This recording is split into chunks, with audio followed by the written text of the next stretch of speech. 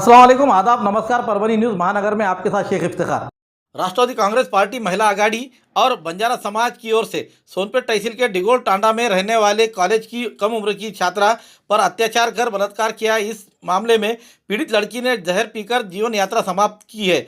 उन हैवानों को फांसी की सज़ा दी जाए या फिर उन्हें उनका इनकाउंटर किया जाए, इस तरह के निवेदन जिला कलेक्टर को दिया गया। इस समय राष्ट्रवादी कांग्रेस के महिला आघाड़ी के शहर अध्यक्ष नंदाताई राठौड़, कैलाश चौहान, अशोक जादव, विशाल राठौड़, रमेश राठौड़, PS चौहान, भगवान पवार, अशोक आड़े, शुभम जादव, अशोक राठौड़, रमेश चौहान के साथ बड़ी संख्या में बंजारा समाज मौजूद था।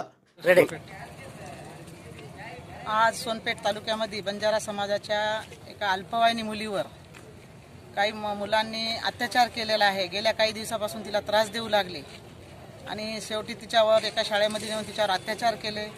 आज ती लातूर या ठिकाणी तिने विष पिऊन तिचे स्वतःला संपून घेतलेले आहे। आज 16 वर्षाच्या मुलीवर या नराधमांना आज फाशी झाली पाहिजे, नाहीतर त्यांना एन्काउंटर करण्यात यावी अशी आमची कलेक्टर मॅडमना निवेदन देऊन त्यांना मागणी करण्यात आली। आज सोनपेठ तालुक्यातील रेवातांडा येथील बंजारा समाजातील मनीषा अंकुश राठोड, वय वर्ष 16, हिच्यावर अत्याचार करून मृत्यूस कारणीभूत प्रवृत्त केलं तिला, की तिनं यांच्या जाताला कंटाळून विष प्राशन करून शेवटी तिनं तिचं जीवनयात्रा संपवलेली आहे। तर आमच्या सर्व समाजाच्या सर्व पक्षाच्या वतीने, संघटनेच्या वतीने आमची परभणी येथील कलेक्टर मॅडमला निवेदनामार्फत मुख्यमंत्री, गृहमंत्री यांना प्रतिलिपी पाठवून ताबडतोब या सर्व नराधमांना फाशीची शिक्षा देण्यात यावी, या माध्यमातून आम्ही मागणी केलेली आहे। Subscribe now and press the bell icon. Never miss an update.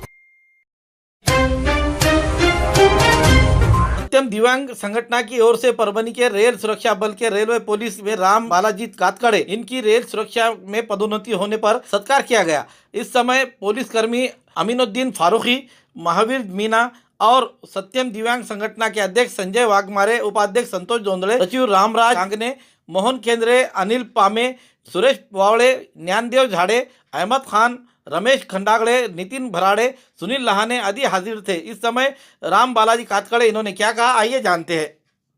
आज सत्यम दिव्यांग संघटनेच्या वतीनं माझी पदोन्नती झाल्याबद्दल त्यांनी जो सत्काराचा कार्यक्रम जो ठेवलेला आहे त्याबद्दल खूप खूप धन्यवाद मानावे लागतील त्यांचे, कारण आम्ही कोरोना काळात पण चांगल्या प्रकारे काम केलेलं आहे।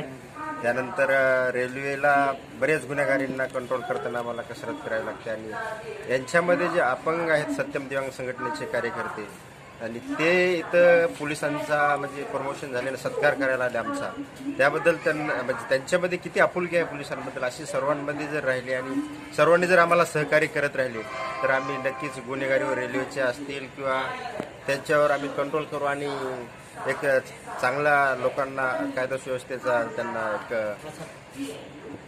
हे करून देऊ आम्ही, की इथं कुठलाही गुन्हेगारी होणार नाही, याच्यासाठी आम्ही त्यांना पूर्ण प्रकारे सहकार्य करत राहू। तसेच दिव्यांग सत्यम संघटना जी आलेली आहे इथं, त्यांना जर कुठल्याही प्रकारे सहकार्य लागेल, मग ते रेल्वेनं प्रवास करताना अपंगाच्या डब्यात कुणी आगळीक करत असेल तर तिथं आम्ही त्यांच्यासाठी सदैव उभे राहू, किंवा आर्थिक कुठलीही मदत लागत असेल तरी आम्ही त्यांना या माध्यमातून सांगतो की त्यांना प्रत्येक आम्ही मदतीला सदैव तत्पर राहू।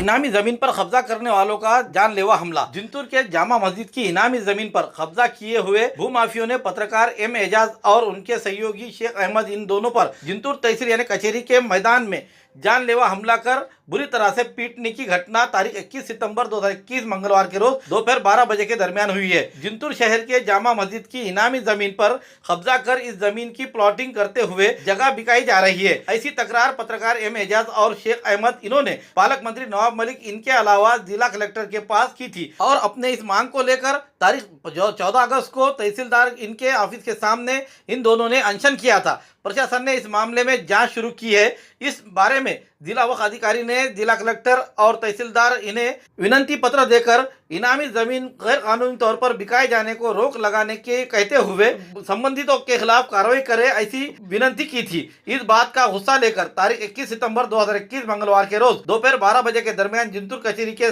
मैदान में वासिफ काजी, शहबाज काजी सिद्दीकी, रफू काजी, पप्पू काजी के साथ अन्य लोगों ने पत्रकार एजाज और अहमद इन दोनों पर जानलेवा हमला कर बुरी तरह से पीटा। इस दौरान एजाज ये तहसीलदार सकाराम मांडवगढ़े इनके कैबिन में घुसकर सुरक्षा की मांग की। तहसीलदार इन्होंने पुलिस को बुलाया और अपने ड्राइवर इफत पठान इन्हें आदेश देकर दोनों को पुलिस थाने में छोड़ा गया। इस हमले में पत्रकार एजाज के छाती और पीठ पर बुरी तरह से मार लगने से उन पर ग्राम अस्पताल में प्रथम इलाज कर आगे के इलाज के लिए परभनी के जिला अस्पताल में दाखिल किया गया। इस समय संसद एवं वक्फ बोर्ड के सदस्य फौजिया तहसीन खान इन्होंने सरकारी अस्पताल में आकर मरीजों की पूछताछ की और मीडिया के सामने इस घटना की पूरी तरह से तफ्तीश करने के बाद ही उन्होंने कुछ बात कहेंगे, ऐसा उन्होंने कहा। इस मामले में अब तक अपराध दाखिल नहीं किया गया था। के अंदर उल्लेख में अपराध है क्या है पता नहीं, ये लोगों ने हमारे तरफ कंपनी को मारहाण करण्याऐवजी कायदा हातात घेण्याऐवजी त्यांनी रीतसर कायद्याने जर केला असेल तक्रार हमने पूरे बाबा के साथ दिया हुआ है कि इलानी जमीन है। आम्ही पत्रकार संघाच्या वतीने उद्या निवेदन देणार आहे। ध्यान से मार देते बोल रहे हैं, पूरा आंख पे आगे उठा के ले जाने की आगे ले जाने की तैयारी नहीं है। एफआईआर करेंगे नहीं वहाँ एफआईआर होईल ना हाँ करो ना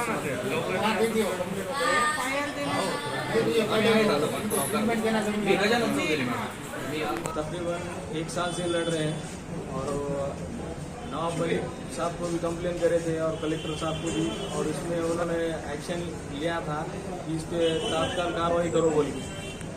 और आज हमें भूमाफियों ने तहसील कार्यालय के नाम बोलो, नाम कौन कौन से नाम बोलो। तहसील कार्यालय में भूमाफिया वासिफुद्दीन सिद्दीकी हाँ और उनके बच्चे और पप्पू काजी, रफू काजी के भाई और उनके साथ और 4-5 जने थे। उन्होंने हमारे पे हमला करे और एजाज भाई को बहुत मारा और मुझे भी मारा। और प्रशासन से हमारी यही उम्मीद है कि हमारी वैयक्तिक लड़ाई नहीं है, हम इनामी प्रॉपर्टी के लिए लड़ रहे हैं और हम इनामी के वास्ते लड़ रहे हैं बोल के इन्होंने हमारे पे आके डायरेक्ट हमला करे। 12 वाजण्याच्या सुमारास तहसीलच्या आवारात, तहसील कार्यालयाच्या आवारात मला भूमाफियांनी मारहाण केलेली आहे। त्यांनी सांगितलं आहे की आमची तक्रार का केली, जामोमधील इनामी प्रकरणाची आम्ही गेल्या 8-10 महिन्यापासून नवाब मलिक यांच्याकडे तक्रार केलेली आहे आणि शासनात जिल्हाधिकारी कार्यालयाकडे आणि तहसील कार्यालयाकडे पाठपुरावा आमचा चालू आहे। तिथून प्रगतीपथावर आहे आणि त्याचा निकाल लागण्याच्या जमीन सिद्ध होत आहे। मात्र हे भूमाफियांनी ते विक्री करत आहे, प्लॉटिंग काढलेली आहे। 223 मध्ये जे प्लॉटिंग काढून रॉयल प्लॉटिंग म्हणून विक्री करीत आहे। त्या भूमाफियांनी माझ्यावर जीवघेणा हमला केलेला आहे। वासिफ काजी, त्याचा मुलगा शहबाज काजी, नय्यर काजी, रफू काजी, पप्पू काजी, अजून 1-2 होते, काय नाव लक्षात येईना।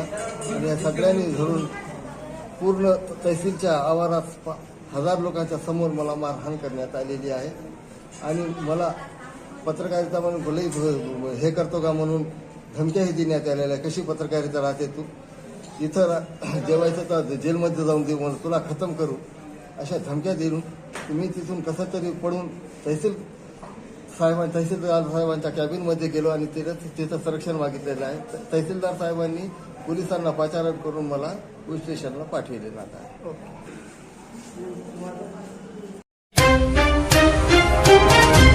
गंगाखेड़ शहर के खड्डे बुझाओ, नहीं तो ऐसी चेतावनी रासपा विधायक डॉक्टर रत्नाकर गुट्टे मित्र मंडल की ओर से नगर प्रशासन को दी गई है। इसमें कहा है कि गंगाखेड़ शहर जिले में का सबसे बड़ा बाजार मंच है और शहर है। बड़े पैमाने पर बाहर गांव से जनता का यहाँ आना जाना लगा रहता है, लेकिन इस शहर के रास्ते की हालत बद से बदतर होते दिखाई देती है। शहर से जाने वाले मेन रास्ते दिलकश चौक, अहिल्याबाई होलकर चौक से अम्बेडकर चौक रास्तों के बड़े बड़े खड्डे हो चुके हैं। इन खड्डों के लिए नागरिकों ने निवेदन तकरार पत्रकार और अखबारों की सुर्खियों में लिखने के बावजूद नगर परिषद किसी प्रकार का असर नहीं होता दिखाई दे रहा है। इसलिए विधायक डॉक्टर रत्नाकर गुट्टे काका मित्र मंडल की ओर से शहर अध्यक्ष शेख खालिद इन्होंने नगर पालिका को 4 दिन में गड्ढे बुझाने की बात कहते हुए 25 सितंबर को गड्ढों में उतरकर गड्ढे भरो आंदोलन करने की चेतावनी दी है। इस समय सुमित कामत, आकाश मोटे, महेश शेटे, विजय कांबळे, सय्यद जमील, सचिन कटकवार, शेख हमीद आदि हाजिर थे। ते खड्डे बुजण्यासाठी आम्ही नगरपालिकेला निवेदन देत आहोत। रासपा गुट्टे काका मित्रमंडळाच्या वतीने आम्ही नगरपालिकेला हे निवेदन देत आहोत की येत्या 4 दिवसामध्ये हे खड्डे बुजवा, नाहीतर आम्ही स्वतःला त्या खड्ड्यामध्ये बसून एक अनोखं आंदोलन करून नगरपालिकेला टाळं ठोकण्याचं काम करणार आहोत। मी आमदार रत्नाकर गुट्टे काका मित्रमंडळाचा शहराध्यक्षच्या नात्यानं दिनांक 21/9/2021 आज मी गंगाखेड शहरातला जे मुख्य बाजारपेठ आहे त्या बाजारपेठमध्ये एवढे खड्डे झालेले की कोणत्याही अनुचित घटना कोणत्या वेळेस घडू शकते। वारंवार ह्या लोकांना सांगून मी आतापर्यंत त्या खड्ड्याचा बुजवण्याचं काम आतापर्यंत झालेलं नाही। आम्ही आज निवेदनद्वारे ह्यांना सांगितलं आहे की जर येणाऱ्या 25 तारखेपासून त्यांनी खड्ड्याचा बुजवण्याचं काम नाही केला तर आम्ही गंगाखेड शहरामध्ये त्या खड्ड्यामध्ये स्वतः बसून आमच्या राजसभा मित्रमंडळाचे जे आमदार रत्नाकर गुट्टे मित्रमंडळ पक्षाचे जेवढे पदाधिकारी नेते मंडळी भावी नगरसेवक आम्ही सगळं त्या खड्ड्यामध्ये जाऊन बसणार आहे। तोपर्यंत उठणार नाही जोपर्यंत त्या खड्ड्याचं काम तात्काळ होणार नाही तोपर्यंत आम्ही तिथून उठणार नाही। ह्याची दक्षता ह्या नगरपालिकेनं घ्यावी। जर काय जीवहानीचं नुकसान झाला ह्या नगरपालिका त्याची जबाबदार आहे। संपदा मंत्री जयंत पाटिल इनका परभनी जिला दौरा। राज्य संपदा एवं लाभ क्षेत्र विकास मंत्री जयंत पाटिल ये परभनी जिले दौरे पर आ रहे हैं। उनका दौरा इस प्रकार है। 23 सितंबर 2021 गुरुवार के रोज शाम 5:45 बजे नांदेड़ से निकलते हुए परभनी की ओर प्रयाण करते हुए शाम 6:50 पर परभनी में आगमन करेंगे। शाम 7 बजे से लेकर 8 बजे के दरमियान परभनी शहर जिला कार्यकारिणी की बैठक राष्ट्रवादी भवन में बसमत रोड स्थित पर ली जाएगी। तो 8 बजे से 9 बजे तक परभनी के विधानसभा चुनाव क्षेत्र की समीक्षा बैठक ली जाएगी और मुकाम किया जाएगा। पालिका में बहु सदस्यीय प्रभाग पद्धति प्रभाग कितने सदस्य के इस चर्चा पर लग गया पूर्ण विराम। मुंबई को छोड़कर सभी महापालिका के चुनाव में 3 सदस्यीय प्रभाग पद्धति की अमलावरी का निर्णय राज्य मंत्रिमंडल में के बैठक के द्वारा लिया गया। मुंबई महापालिका चुनाव में 1 वार्ड 1 पद्धति ही रहेगी। नगर पालिका और नगर परिषद में 2 सदस्यीय पद्धति रहेगी। उसी तरह नगर पंचायत में 1 सदस्यीय तरीका अपनाया जाएगा। तो मुंबई महापालिका को छोड़ सभी महापालिका के चुनाव में 3 सदस्य वाले प्रभाग पद्धति का इस्तेमाल किया जाएगा। निर्णय आज कैबिनेट में लिया गया है। आने वाले 18 महापालिका चुनाव के लिए प्रभाग के बजाय 1 सदस्य वार्ड रहेगा, ऐसा जाहिर किया गया था। लेकिन आज मुंबई को छोड़कर सभी महापालिका चुनाव के लिए 3 सदस्य का प्रभाग करने का कैबिनेट में निर्णय लिया है। इस निर्णय से राष्ट्रवादी कांग्रेस के नेता अजित पवार इन्हें बड़ा झटका बैठा है। ऐसा कहा जा रहा है मिनी विधानसभा के तौर पर पहचाने जाने वाली 2017 के मनपा चुनाव में पूना, नासिक, औरंगाबाद, सोलापुर, नागपुर भाजपा ने बाजी मारी थी। महाविकास आघाड़ी की सरकार सत्ता में आते ही सरकार ने कानून के बदलाव कर फिर 1 वार्ड 1 सदस्य को अमल में लाया था। खुद अजित पवार इन्होंने आगे आकर प्रभाग पद्धति को रद्द करने का निर्णय लिया था। लेकिन आज तारीख 22 सितंबर 2021 को महाविकास आघाड़ी की सरकार की कैबिनेट बैठक में मुंबई को छोड़कर सभी महापालिका चुनाव के लिए 3 सदस्य का प्रभाग करने का निर्णय लिया गया। कांग्रेस और शिवसेना के दबाव के आगे अजित पवार को खामोश बैठना पड़ा। इस समय शिवसेना के एकनाथ शिंदे और कांग्रेस के अशोक चौहान ये भारी पड़े। यूं सोचा जाए तो पहले के निर्णय में 1 सदस्य 1 वार्ड में कांग्रेस, शिवसेना, राष्ट्रवादी कांग्रेस, मनसे का फायदा था। आने वाले वर्ष में मुंबई, पूना, पिंपरी चिंचवड, ठाणे, उल्हासनगर, भिवंडी, निजामपुर, पनवेल, मीरा भाईंदर, सोलापुर, नासिक, मालेगांव, परभणी, नांदेड़, वागड़ा, लातूर, अमरावती, अकोला, नागपुर और चंद्रपुर यहाँ के महापालिका के चुनाव आ चुके हैं। और जो गर्म माहौल बना हुआ था, अब 1 वार्ड को लेकर जो माहौल गर्म था वो अब यहाँ पर ठंडा होता दिखाई देगा। क्योंकि 3 प्रभाग में 3 सदस्यों को अपने वार्ड की पूरी परंपरा को लेकर चलना पड़ेगा। वहाँ की जनता को जिसने छोड़ दिया था अब उन्हें पछतावा होगा। न्यूज़ आपको किस तरह दिखाई दे रहा है इसके लिए लाइक करें, शेयर करें, कमेंट करें, सब्सक्राइब करना ना भूलें। साथ ही इस हमारे जो न्यूज़ है आपको किस तरह दिखाई दे रहा है इसके लिए लाइक और शेयर करना ज़रूरी है ताकि हम आपको बेहतर से बेहतर हमारे न्यूज़ आप तक पहुँचा सके।